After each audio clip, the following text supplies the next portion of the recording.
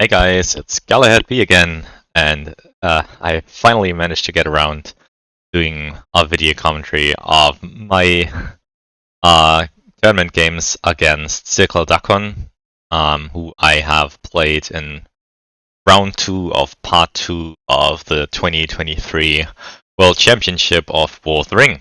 It's been quite a while. I was busy doing other stuff. And so yeah, it's gonna be. I don't remember too much from this game, so we'll see how that goes. But I'm playing Shadow in game 1, and so CircleDakkon is 3 people, and life is on the line. The more forgiving part of the tournament is over, so if I lose this round, the series, then I'm out of the tournament.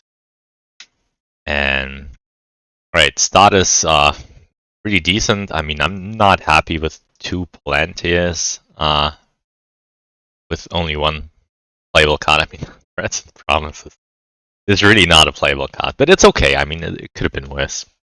And I get Saruman turn 1, so not that bad. I know I'm only gonna play 1 card anyways, so I make the decision to draw an extra card early. Because I don't think he will give me a ring this round. Alright, he gets yeah, Wisdom of Elrond. I'm not too phased by that. You mind that at all? Who's safe? Yeah, against only 1 eye, we expect him to be safe twice, and he is. Nothing to complain about. And he does give me a ring. Makes sense. He's still safe. And I still play my card. Yeah, I don't want to squander my early ring, but definitely with the ring move, pretty good start for the Fellowship, and an okay start to the Shadow. And as long as we don't see a turn 2 Gandalf the White, I think I'm gonna be fine. But he gets a beautiful roll in round 2, which will almost certainly see Gandalf the White make an appearance, and I get another 3 Palantirs. That is not good. Yeah. Right. He moves, he's safe. I don't mind that. I mean, at this point, corruption really isn't an issue anymore. And well, the second move, he gets hit. The one reveal. So at least, you know, he has the tricky decision of, does he sacrifice Gandalf to the 1? But I think the risk is way too great. There's 4 eyes left, 2 zeros, which would not kill Gandalf, and then you're sitting here absolutely fine in corruption, but Gandalf's not dead. So yeah, I think for sure you take Gandalf here. And yeah, he does. Which is the right call. And Moria's a 3, so sure, if you hadn't known that, you'd have done it in a different order, but... And so the 1 saving grace, he randoms into Strider right away, which, you know, is, I was very relieved to see that. That was a big hope I had, that if he takes a random, it's gonna be Strider, so at least he's not moving as quickly. And so yeah, at this point I draw a character card. I'm not sure if that's a great idea. I think part of me fears Power to Grade, and so Isildur's Bane is a card I'm definitely at least considering playing. So I guess for the Fellowship on 0 corruption, it's not that great of a card, because he's really fine on corruption. Yeah.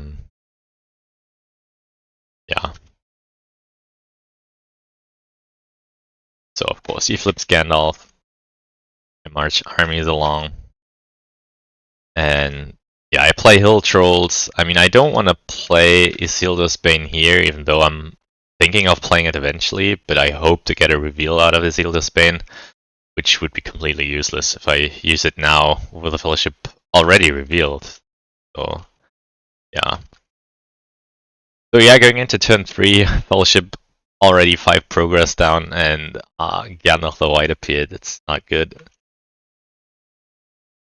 And he gets another reasonable roll, I would say. I mean, 2 wills is a little scary, but Altron's not at war yet, so no big deal. And at least Strider is gone, because otherwise this would have been a 2 or 3 movement turn, and then he would have been in Modo next round, or at the end of the next round. So that would have been really bad. Yeah, I try Isildur here because I don't really have a good playable card. Otherwise, I mean, Fits of Mordor is playable, but it's not really. I don't really need reinforcements anywhere. Maybe one extra regular in Moria would be fine, but I don't need anywhere else right now. Yeah, and Isildur was nice, so yeah.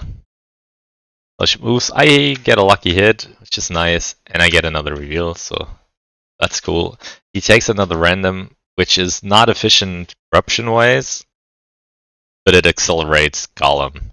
And I think if you're concerned about speed more than health, that's a very reasonable call.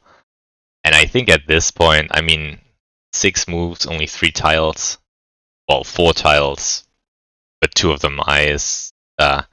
Is a very soft remaining Mordor hunt pool, so yeah, it definitely makes sense to play more on the faster side after losing Strider like that.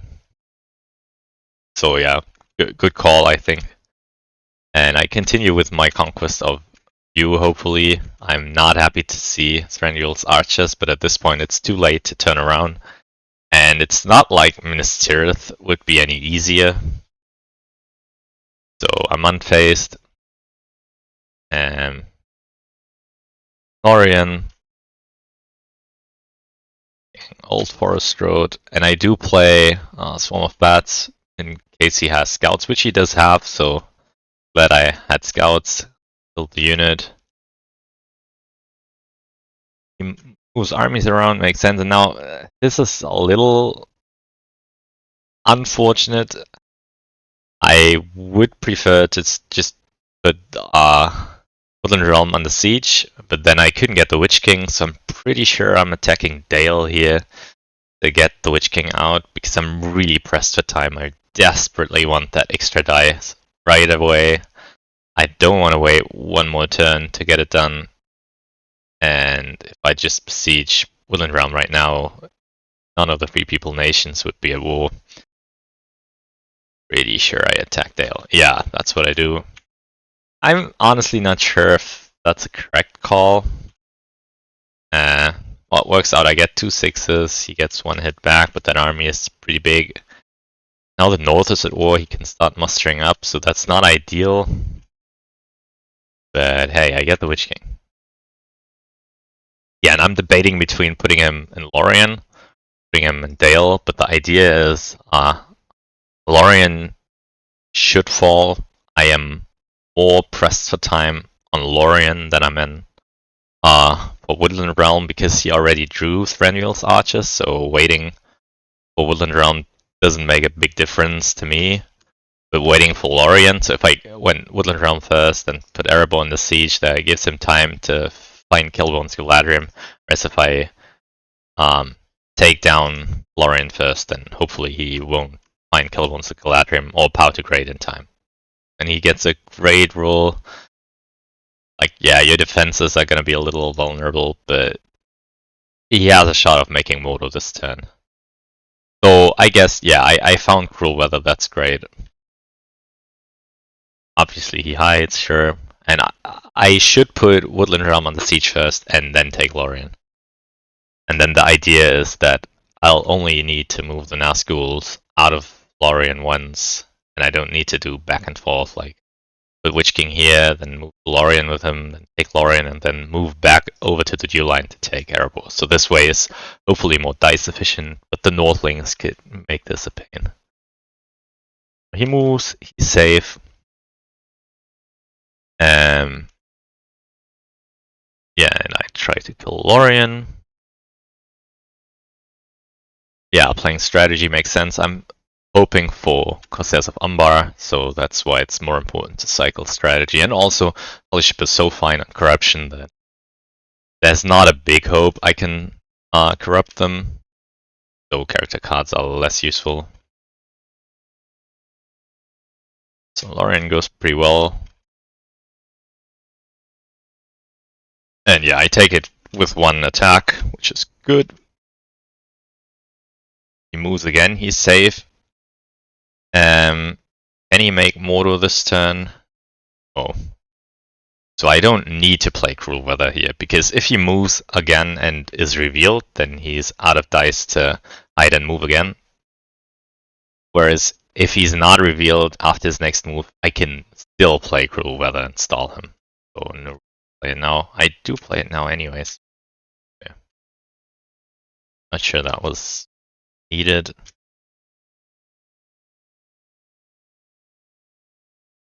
And he's safe again. So yeah, it doesn't look good, but it doesn't actually matter that much. I mean, the Mordo pool will be really soft now, but it's not like I was corrupting Fellowship anyways, so nothing changed on that front. But yeah, the Mordo pool. Man, like I've drawn 2 eyes, so only 2 standard tiles have been drawn, which makes the likelihood of finding one of the 2 red tiles really, really small.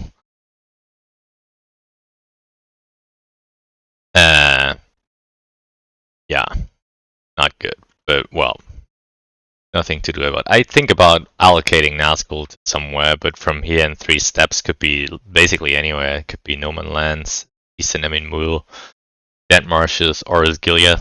All 4 of those regions would be within range of 3 from now, and within range of 2 of Mordo, so that would be 4 Nazgul dedicated.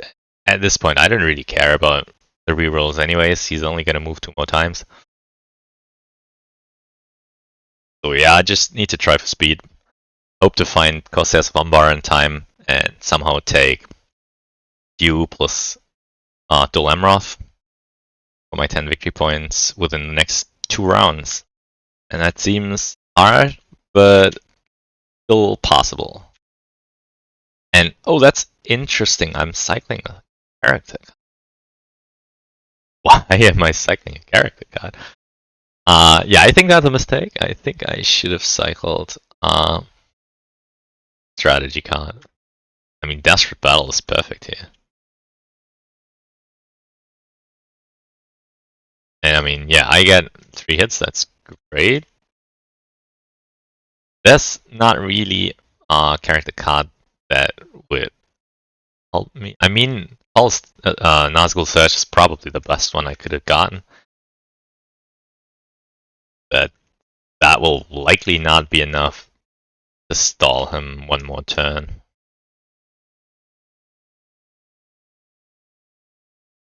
Yeah, he threatens Moria. I don't really care about that. So I just muster the South runs. Yeah, I've been fairly low on straight musters, I think. Yeah, -4 on straight musters, so I'm starting to use my hybrid dice to muster South runs. That's not ideal, but I really need the South runs to have enough of a punch to threaten Erebor, and that's the next obvious target. Nothing else is easier.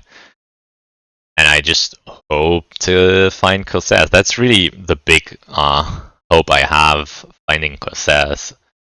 So without Corsairs, this seems pretty hard to win unless I get super lucky in Mordo, which I am not expecting to be because of how soft the hunt has been going so far. So the odds of finding the red tiles really low. Yeah, he gets another great roll. He's been pretty lucky with the rolls, I would say. I mean, I don't have terrible rolls, just a little high on the Palantirs, and especially early on when you can't use them that well. But it's just been a pretty good game from him as well. So he moves, he's safe. Once again, I could play Nazgul Search here, but it doesn't really change anything. He has enough movement anyways, so like he would just hide, move again, and be done. So the idea is to play Nazgul Search after his next move in case he's not revealed, so I can reveal him at the end of this round, so he enters Mordo hidden. Revealed, I mean. That would cost him 1 extra die in Mordo, and that might be the difference between a dunk in 2 or in 3 turns, and I'm pretty sure I need him to not be able to dunk in 2 turns. So that if I win by turn 7, it could be enough. if he can only dunk on 10-8. That's the basic goal here. Moves again, still safe. That is actually good for me. And now I'm playing bits of Modo because I don't have another other talent here. That seems a little wasteful. I think this would have been an okay turn to use a ring. Or use Black Captain commands. Along with Nazgul Search. Yeah, I think that's a mistake. I don't know why I did that.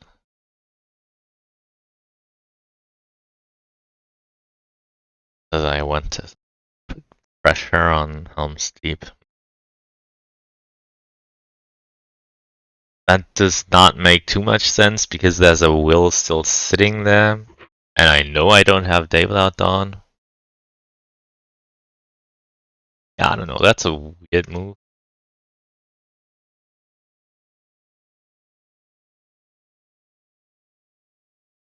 I mean, sure, you plus Rohan plus Lauren is also 10 points. Yeah, I'm probably afraid of the dwarves right now because my army is not big enough to take on the dwarves and still have enough of a force back in Woodland Realm and Dale to defend against a possible attack out of Carrick. Because he still has the 2 straight musters showing, so he could muster 2 more leads in Carrick and that would be enough to take back Dale, probably. Unless the dwarves just completely roll over and die. Yeah, I think that's the reasoning.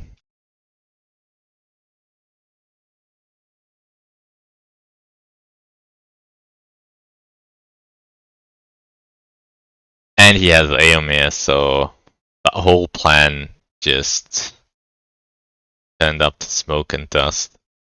And I'm not happy about it.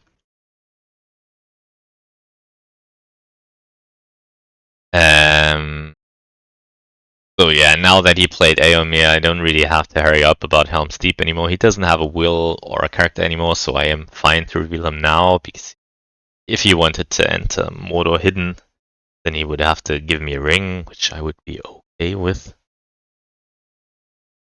Yeah, I'm on the fence if moving the Nazgul to Umbar is a great idea. That means I kind of force my own hand and I have to attack with them now and hope for a Corsairs top deck or go the hot way and then probably attack Minas Tirith and not kill Emroth. 3. Which is, I guess, good. But it's also one step closer to Gollum. Yeah, the other thing is, though, if I had moved the leadership to Westernet and attacked Helm's Deep, like, that army is not strong enough to take Helm's Deep.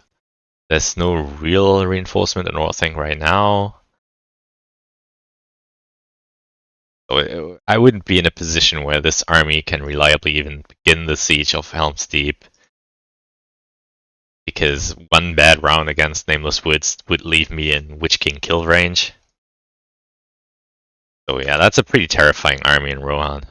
Yeah, and he musters up in Carrick to some other pressure onto my do defenses.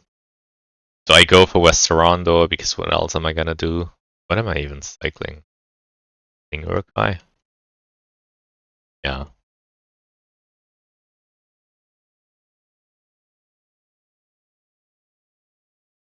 So now Gondor is at war.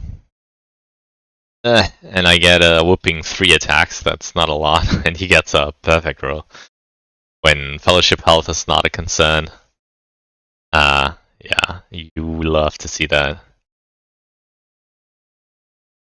So I play Palantir here. Because I don't really have a hope of being able to win next round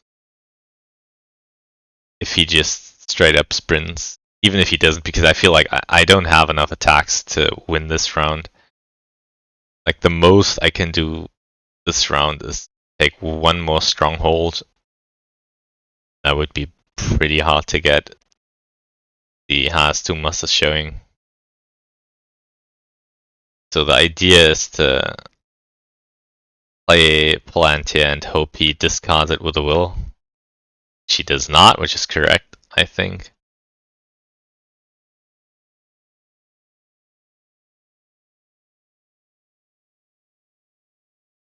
Yeah, and I go for Ministereth because... Well, actually, I might have... I mean, considering he just used the will to not muster up, I guess going for the Lamroth might have been an idea.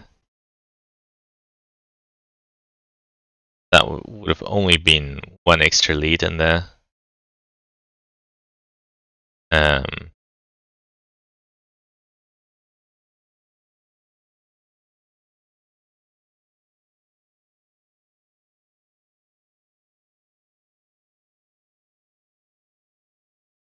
So, and yeah, and I drew a character card for the Palantir, hoping for red tiles to hopefully stall him. And I did get a red tile, but it's the worst one. Yeah, I didn't have the good stalling one. The red one only slows him down by one action, whereas the these two red tiles stop and reveal. So that would have been 2 actions. But yeah, hopefully he runs into an eye now, so he might not be fast enough next round.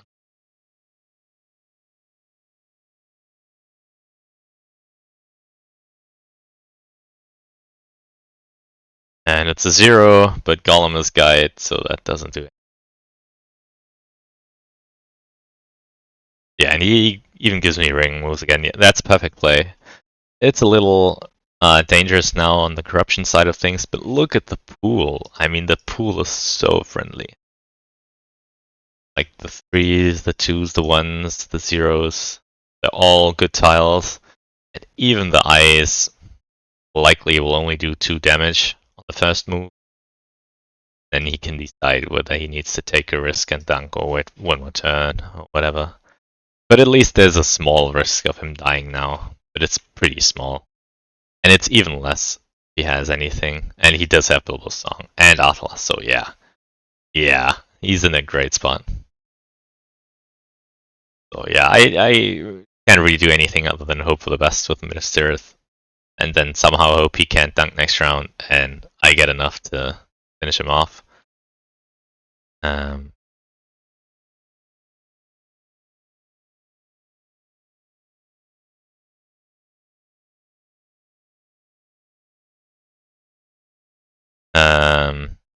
Alright, I press. Now comes the strategy card, and now he plays Daylight. Oh, I still got 3 hits.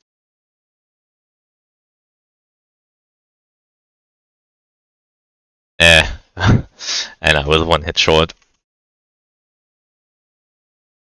But Ministereth finally falls.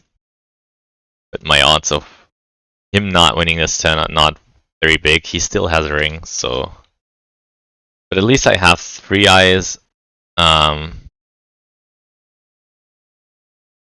So there's some risk of him dying. Like, even with Bilbo's Song, he runs the risk of dying. Goes down to 5, he runs into an eye up to 8, runs into an eye up to 12. So yeah, double eye is something he would need to avoid. But the odds of him running into the eyes or WotR-Player are not that high, but I guess over 2 movement it could happen 1. But for me to have a shot, I would need him to run into 2 eyes. Yeah, unlikely. Or another red. And I have nothing really in hand to I mean, Mortal Wound, I guess. That's only 1 point of damage. That doesn't really make a difference.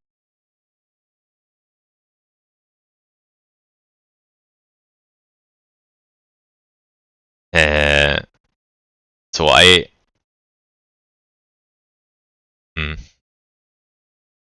not sure about that. I use a ring right away to get an extra eye in there, which would not make...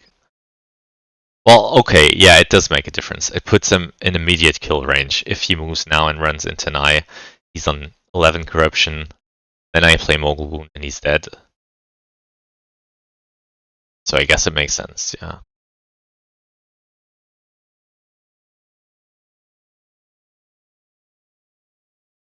this way I threaten to win this turn. Yeah. Yeah, I think that's an okay play. The problem is I used the ring on a character die instead of on a Palantir, and I don't have ring race anymore. So it'd be a little difficult to get the leadership over where I need it. So I think I should have used Palantir to do that. Then I would have had time to change leadership to Helm's Deep. I need Edoras, Helm's Deep, and I also need Dale to hold. But Dale will probably hold with Shadow Lengthens.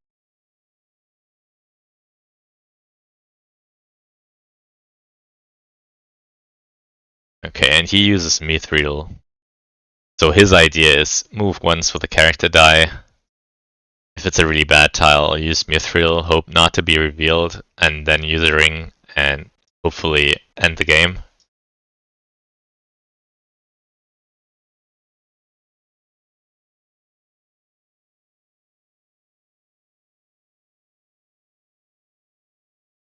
And yeah, he killed the die, but then realized, wait, he could have played an end card first, kill Saruman, then play Mithril. And the debate is always, do you leave the end card for the most important battle, or do you use it to kill Saruman? Which, yeah, makes a difference now because I don't have leadership there. And problem is, yeah, now he kills my hopes of killing Helm's Deep this round, because if I move leadership around with this die, then attack Helm's Deep, then win in Helm's Deep, then where's my 10th victory point coming from? These two dice can't attack.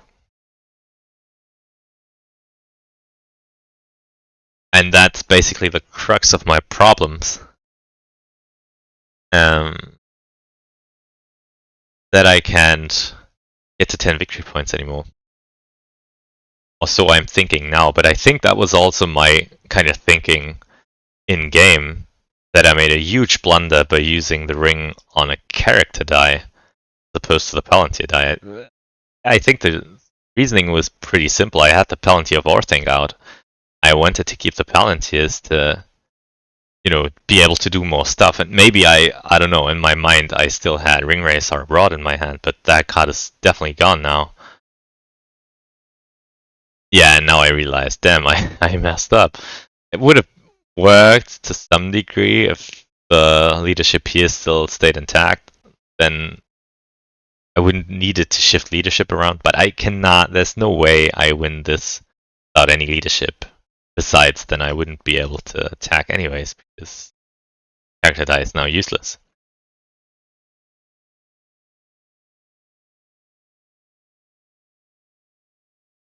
Yeah, now I say it. I was so enthralled by my piece that I discarded a C for the extra ring. Because of the Palantir War thing. Yeah, big blunder. I mean, to be fair, it would have been somewhat unlikely, because I think he's still favored in Helm's Deep. I mean, my cards are not that good. I have one Devilry of Orthanc.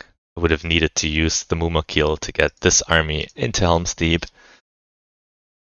But at least I would have had a shot. And also, yeah, I guess him mustering Edoras would have also screwed me over a little.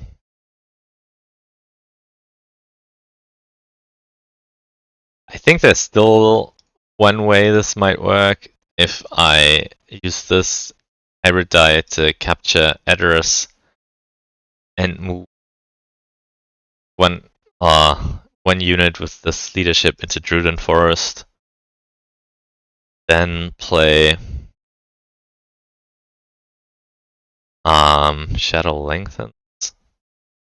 then I would need to attack Helm's Deep out of Westernnet and win.